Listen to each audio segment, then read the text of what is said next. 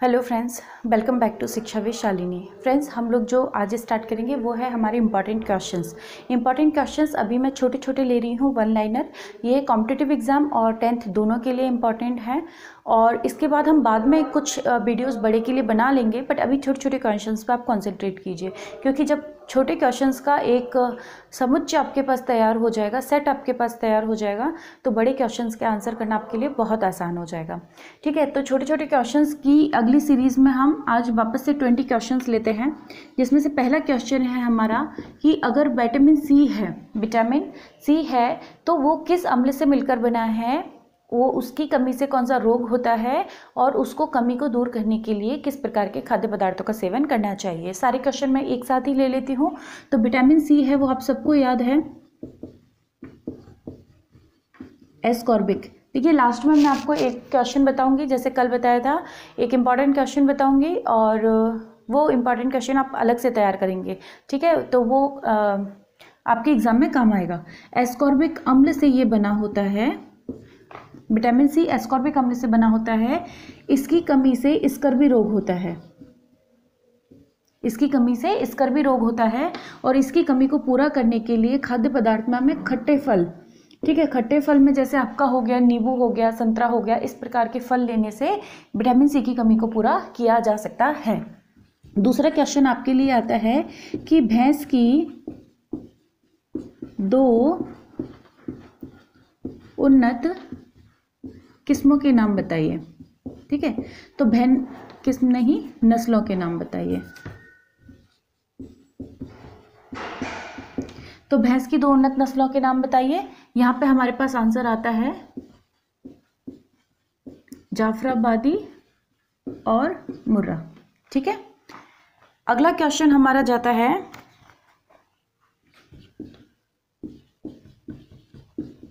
उत्सर्जन तंत्र जो होता है, मानव उत्सर्जन तंत्र, उसकी इकाई का नाम बताना है।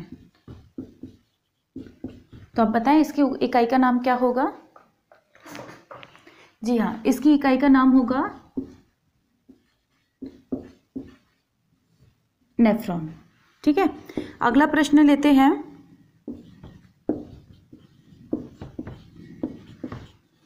जैव निम्नीकरण, अजैव निम्नीकरण, इनके दो उदाहरण बताने हैं। इनके उदाहरण बताते हुए मैं आपको समझाती हूँ एक इसमें इम्पॉर्टेंट चीज़, वो ये है कि जो जैव निम्नीकरण होता है, अजैव निम्नीकरण होता है, एक होता है परंपरागत स्रोत और एक होता है गैर परंपरागत स्रोत। एक होता है नवीकरणीय स्रोत और एक होता है अनवीकरणीय स्रोत।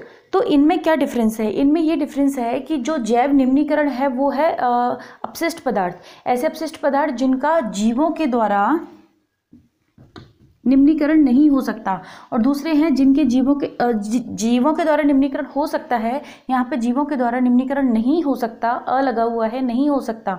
परंपरागत, अपरंपरागत होते हैं वे ऊर्जा के स्रोत जिनको हम परंपरा में काम में लेते हैं, और गैर परंपरागत होते हैं वे ऊर्जा के स्रोत जिनको हम परंपरा में काम में नहीं लेते हैं, जिनको हमने लास्ट वीडियो में देखा था। एक होते हैं नवीकरणीय स्रोत और अनवीकरणीय, वो भी ऊर्जा के स्रोत होते हैं कि जिनका नवीकरण हो सकता है, यानी कि वो खत्म नहीं होंगे, नए बनते चले जाएंगे। और एक होते हैं अनवीकरणीय, यानी कि वो खत्म हो जाएंगे, जैसे कि पेट्रोल वगैरह। और नवीकरणीय मतलब जो नए बनते चले जाएंगे, जैसे सूरज का, वो कभी खत्म नहीं होने वाला है। तो ये 3 शब्द कुछ कुछ मैच करते हैं, जिनमें कभी कभी कंफ्यूजन हो जाती है, तो स्पेशली याद रखिए। निम्नीकरण मतलब जो निम्नीकरण हो जाए, जिनका टूट जाए, बिखर जाए, विभाजन हो जाए। कैसे? जैसे आप रुई की बात कीजिए, कपड़े की बात कीजिए, या फिर छिलकों की बात कीजिए, घर से जो बचता है खाद्य पदार्थ। देखिए मैं समझाती हूँ। इसमें क्या होता है, जैसे कि आपने खाद्य पदार्थ लिया, आपने छिलके निकाले, या कागज हुआ, रुई हुआ, कपड़े हुए, आपने उसको कहीं पे ढेर लगा दिया, कचरे के ढेर लगा दिया। धीरे धीरे क्या होगा, उसका विघटन हो जाएगा। वो तो होता है जीवों के द्वारा जिनका विघटन हो सकता है। ठीक है, कुछ पदार्थ ऐसे होते हैं जिनका विघटन होता ही नहीं है, जैसे कि समझिए कि प्लास्टिक है, प्लास्टिक कभी विघटित नहीं होता है, या कोई धातु का टुकड़ा है, वो विघटित नहीं होता है। तो अजैव निम्नीकरण हो गया, जैसे कि आप एग्जाम्पल लिख सकते हैं, प्लास्टिक का एग्जाम्पल लिख सकते हैं, कोई धातु का एग्जाम्पल लिख सकते हैं। ठीक है, तो ये इस प्रकार के पदार्थ होते हैं जिनका निम्नीकरण नहीं होता है। इसके बाद हम चलते हैं आगे। IUCN का पूरा नाम बताइए। IUCN का, इस पे स्टार मार्क कर लीजिए। IUCN का पूरा नाम बताइए। तो IUCN का पूरा नाम है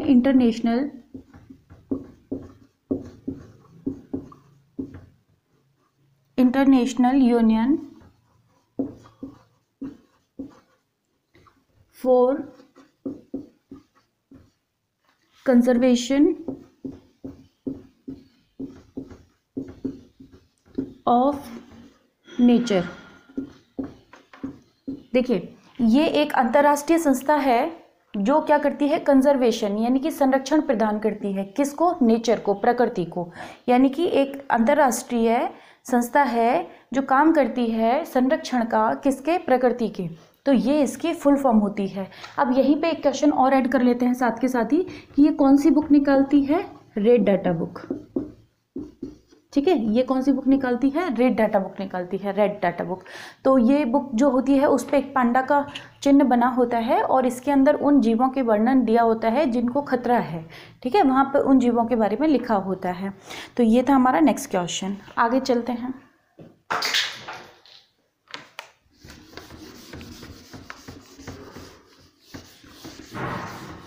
चलिए, अगला क्वेश्चन आपका जो है वो है ल्यूकोसाइट।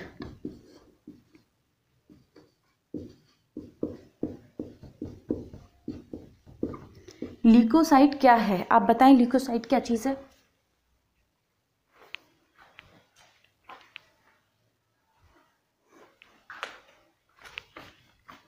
ल्यूकोसाइट WBC को कहा जाता है। WBC की फुल फॉर्म होती है वाइट ब्लड सेल, यानी श्वेत रक्त कोशिकाएं। श्वेत रक्त कोशिकाओं को ल्यूकोसाइट कहा जाता है। इनका क्या काम होता है? WBC का काम होता है प्रतिरक्षा का। और WBC बनती कहाँ पर है? WBC बनती है अस्थि मज्जा में। ठीक है, तो WBC हो गया वाइट ब्लड सेल, इनको ल्यूकोसाइट भी कहा जाता है। इनका काम है प्रतिरक्षा करना। और दूसरी चीज़ है, ये बनती कहाँ पर है? अस्थि मज्जा में। ठीक है, इसके बाद हम आगे चलेंगे। अंगदान दिवस कब मनाया जाता है? तो अंगदान दिवस मनाया जाता है 13 अगस्त को। ठीक है,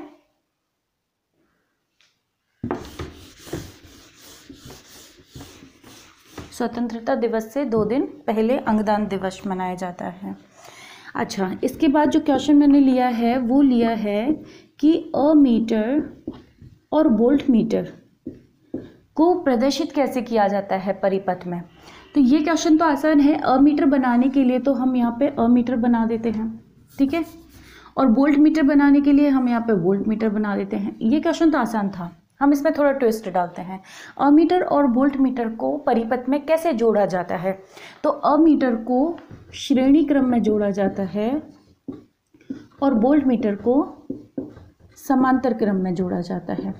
ठीक है, ये भी याद रखिएगा।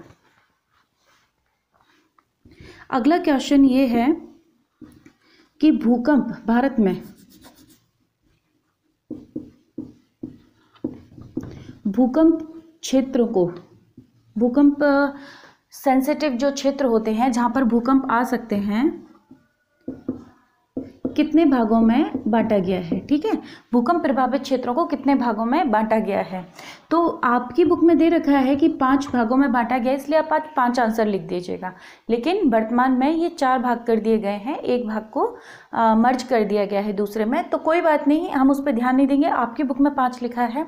भारत में भूकंप प्रभावित क्षेत्रों को कितने भागों में बांटा गया है? 5 क्षेत्रों में बांटा गया है। ठीक है, अच्छा, अगला क्वेश्चन है रासायनिक समीकरण किसे कहते हैं? इस प्रकार की परिभाषाएं भी पूछ ली जाती हैं। ये तो 1 वर्ड है, 1 लाइन में भी आ सकता है आपको कि रासायनिक समीकरण किसे कहते हैं। तो रासायनिक समीकरण किसे कहते हैं? जब हम कोई रासायनिक अभिक्रिया लिखते हैं, इसकी परिभाषा होगी किसी रासायनिक अभिक्रिया को अणुसूत्र या प्रतीकों के माध्यम से प्रदर्शित करना। किसी अभिक्रिया को या किसी रासायनिक अभिक्रिया को अणुसूत्र या प्रतीकों के माध्यम से प्रदर्शित करना रासायनिक समीकरण कहलाता है। जैसे कोई अभिक्रिया है कि हाइड्रोजन ने ऑक्सीजन के साथ क्रिया करके जल बनाया, ये तो मैंने बोला आपको, यानी किसी रासायनिक अभिक्रिया, कोई अभिक्रिया हुई, कौन सी, कि हाइड्रोजन ने ऑक्सीजन के साथ क्रिया करके जल बनाया। अगर हम इसे अणुसूत्र या प्रतीकों के माध्यम से लिख दें, जैसे कि हमने लिख दिया हाइड्रोजन प्लस ऑक्सीजन और इन्होंने मिलके बनाया जल, तो मैंने ये लिख दिया, या फिर मैं यूँ लिख दूँ H2 प्लस O2 H2O। ठीक है, तो मैंने क्या किया, प्रतीकों के माध्यम से किसी अभिक्रिया को दर्शाया है, इसलिए इसे कहेंगे रासायनिक अभिक्रिया। ठीक है, रासायनिक समीकरण। ये तो रासायनिक अभिक्रिया है और इसको अगर ऐसे लिख दिया तो इसे कहेंगे रासायनिक समीकरण।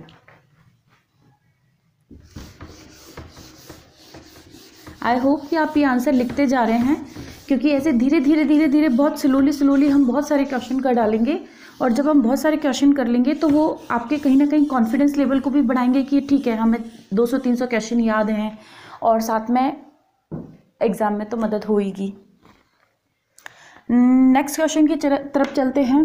पहले क्वेश्चन लेते हैं वापस, 11वें नंबर का है ये, कि चरक थे और सुश्रुत थे, ये दोनों हमारे भारत के वैज्ञानिक हैं, साइंटिस्ट हैं, तो इन्होंने कौन सी पुस्तक लिखी। तो चरक जो थे, चरक ने लिखी चरक संहिता और सुश्रुत ने लिखी सुश्रुत संहिता। चलिए, क्वेश्चन तो यहीं तक था, थोड़ा सा और देख लेते हैं। जब भी आपसे केवल चरक के बारे में लिखने को, क्योंकि आपके में एक साइंटिस्ट लिखने को आता है, तो केवल अगर आपसे चरक के बारे में लिखने को कहा जाए तो आप लिखेंगे कि चरक के द्वारा लिखी गई पुस्तक चरक संहिता थी, पॉइंट नंबर 1। पॉइंट नंबर 2 में आप लिख सकते हैं कि इन्होंने किस पे काम किया, आयुर्वेद पे काम किया। ठीक है, आयुर्वेद पे काम किया और इन्होंने हमें वात कफ पित्त के बारे में बताया, और उन्होंने बताया कि ये जो वात कफ पित्त होते हैं वही बीमारियों का जनक होते हैं, इन्हीं के वजह से सारी बीमारियां होती हैं। तो ये हमारे चरक के बारे में 2-4 लाइनें थी जिन्हें आप एग्जाम में लिख सकते हैं। सुश्रुत जो थे, उन्होंने सुश्रुत संहिता बुक लिखी थी, और ये चिकित्सक, शल्य चिकित्सक थे, शल्य चिकित्सक। देखिए, कंफ्यूज मत होना कि इन दोनों में से कौन चिकित्सक था, क्योंकि मैं अक्सर भूल जाया करती हूँ कि चरक ने ये किया था या सुश्रुत ने ये किया था, क्योंकि सेम है। तो मैं हमेशा याद रखती हूँ कि स से इनका नाम शुरू हुआ है और ये शल्य चिकित्सक हैं, इस तरीके से मैं याद रखती हूँ। और इन्होंने पहली प्लास्टिक सर्जरी की थी।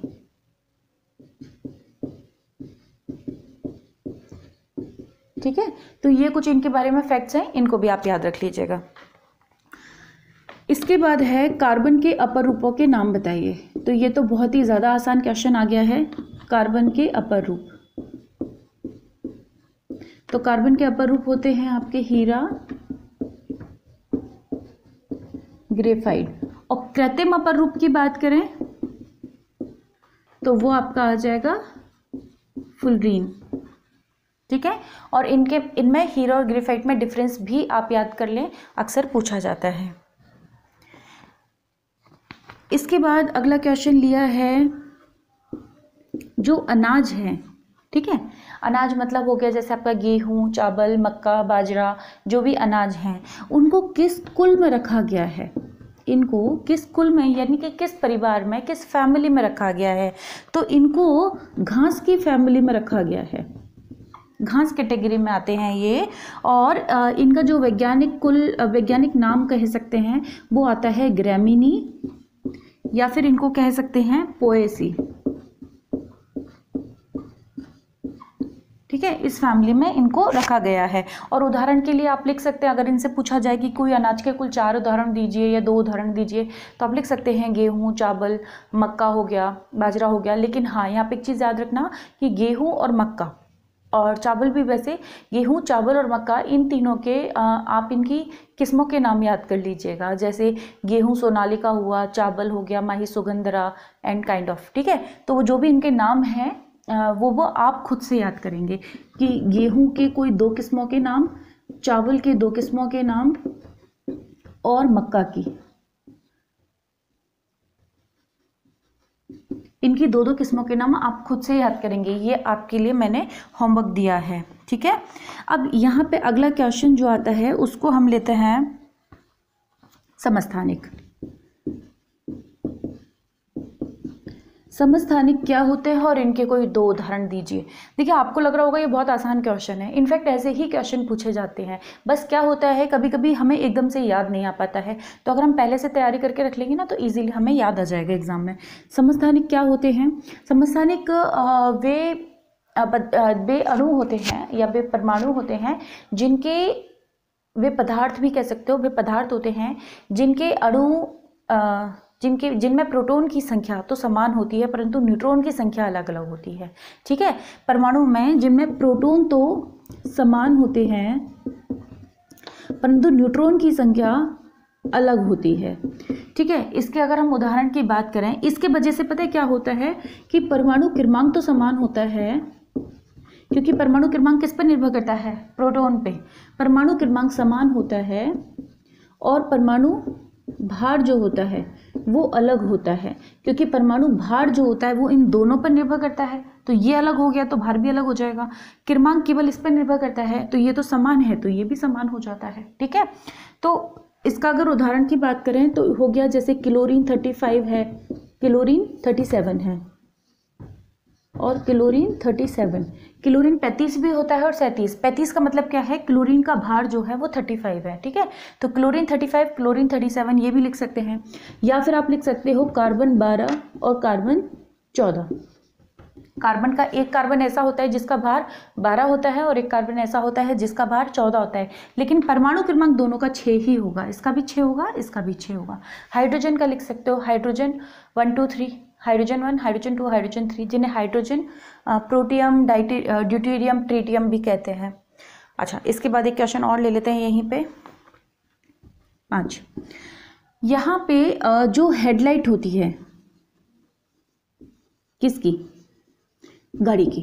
ठीक है, गाड़ी जो 4 व्हीलर होता है उसके आगे हेडलाइट होती है, तो हेडलाइट जो होती है वहाँ पर कौन सा दर्पण यूज़ किया जाता है? देखिए मैं इसको आपको रब करके अलग से समझाती हूँ, ये वाला एक साथ पूरा कर लेंगे कवर हम।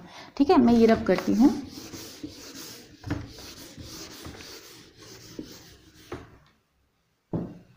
देखिए मैं यहाँ पे सिर्फ ना केवल क्वेश्चन बता रही हूँ बल्कि साथ में थोड़ा थोड़ा एक्सप्लेनेशन भी दे रही हूँ, इसलिए या याद करने की ट्रिक समझ लीजिए।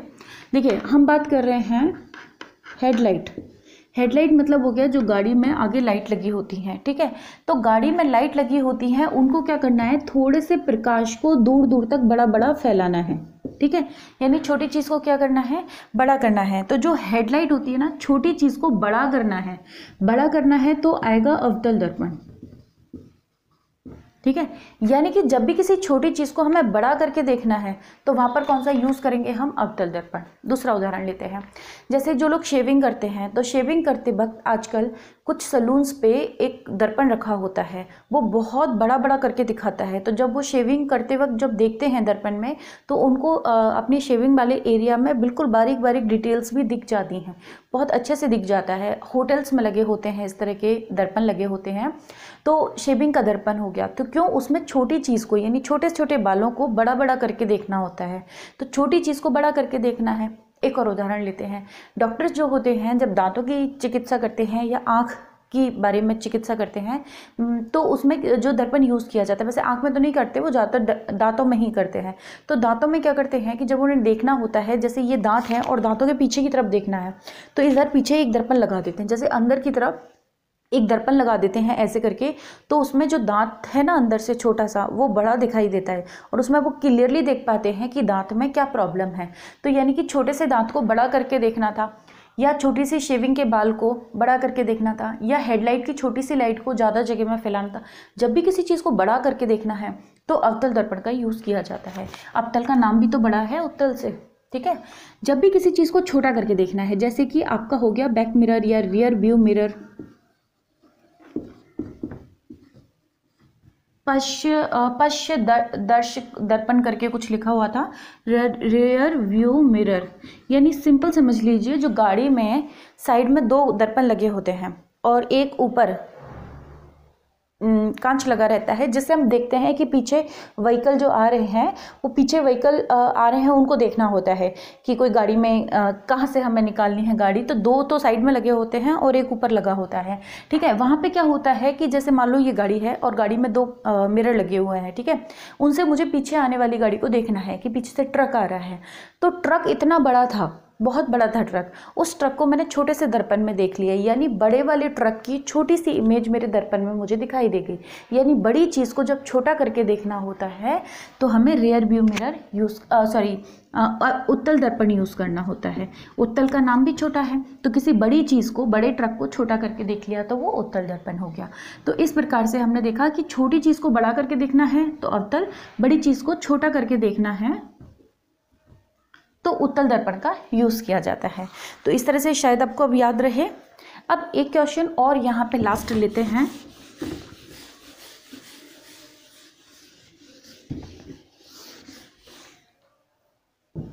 देखिए यहाँ पे एक क्वेश्चन पूछा जाता है कि खिलौने बनाने में किसका उपयोग किया जाता है। तो आपको पता है प्लास्टर ऑफ पेरिस का यूज़ किया जाता है, जिसका सूत्र होता है CaSO4.12H2O, ठीक है। अगला पूछेंगे पकौड़े बनाने में या केक बनाने में या कुछ भी खाने का सामान है जो फूल जाता है, बनाने में किसका प्रयोग किया जाता है। तो हमें पता है वहाँ पर बेकिंग सोडा का यूज़ किया जाता है। तो बेकिंग सोडा आप अपनी किचन में जाके देख सकते हैं कि होता कैसा है, सोडा जैसा ही होता है। तो बेकिंग सोडा का यूज़ किया जाता है, इसका सूत्र होता है NaHCO3, ठीक है। फिर अगर आपसे पूछा जाता है कि पेयजल को शुद्ध करने में किसका उपयोग किया जाता है, तो पीने के पानी को शुद्ध करने में ब्लीचिंग पाउडर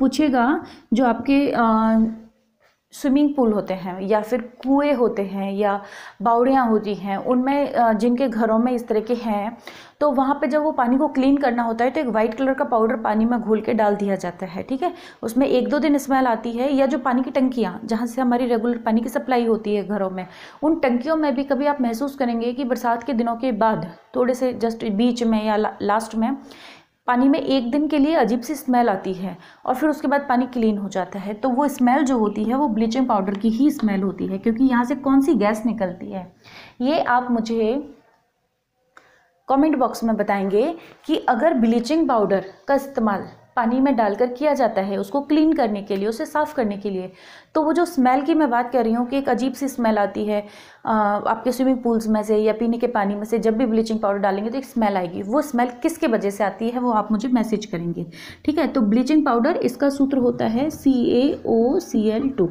ठीक है। और आपसे और भी कुछ पूछ सकते हैं, जैसे धुलाई करना है, सफाई करना है, वहाँ पर किसका उपयोग किया जाएगा, तो वहाँ पर धावन सोडा। एक्चुअली ये सब क्वेश्चन लेने का मेरा कंसर्न ये था कि आपको ये सारे फॉर्मूले रिवाइज हो जाए, ठीक है। धावन सोडा हो जाएगा तो वो हो जाएगा Na2CO3, क्योंकि अक्सर हम जो चीज़ टफ लगती है उससे भागते हैं, तो इसलिए आप ये वाले क्वेश्चंस कर लीजिएगा, ठीक है। तो आज मैंने कोशिश की आपको वापस से कुछ अच्छे क्वेश्चंस पुट करने की। आप कम से कम जो 20 लास्ट क्लास में बताए थे 20 यहाँ बताए हैं, बीच बीच में 1-2 और एक्स्ट्रा हो ही गए हैं। इन क्वेश्चंस को बहुत अच्छे से कर लीजिएगा, ये मेरी रिक्वेस्ट है आप लोगों से। इसके अलावा आज का बोनस क्वेश्चन, जो बड़ा क्वेश्चन है जिसको आप खुद तैयार करेंगे, वो लिया है मैंने, चैप्टर है आपका चैप्टर नंबर 16 से लिया है। और ये क्वेश्चन आप करेंगे सृष्टि की उत्पत्ति के जैव केंद्रिकता के सिद्धांत को बताइए। सृष्टि की उत्पत्ति के जैव केंद्रिकता का सिद्धांत, जैव केंद्रिकता का सिद्धांत समझाइए, ठीक है। और इसमें आप एक काम और करेंगे कि ये सिद्धांत भौतिक सिद्धांत से किस प्रकार भिन्न है, अंतर करेंगे। जैव केंद्रिकता के सिद्धांत में और भौतिक सिद्धांत में, इन दोनों में क्या अंतर है और ये सिद्धांत क्या कहता है, इसके बारे में आप पढ़ेंगे, ठीक है। ये हमारा आज का बोनस क्वेश्चन है। दूसरी बात ये कि पढ़ते रहें, खुश रहें, कमेंट करते रहें, क्योंकि आपके कमेंट ही मुझे मोटिवेट करते हैं वीडियोस बनाने के लिए, ठीक है। So thank you so much. देखते रहिए, खुश रहिए, बहुत सारी पढ़ाई कीजिए। Love you all.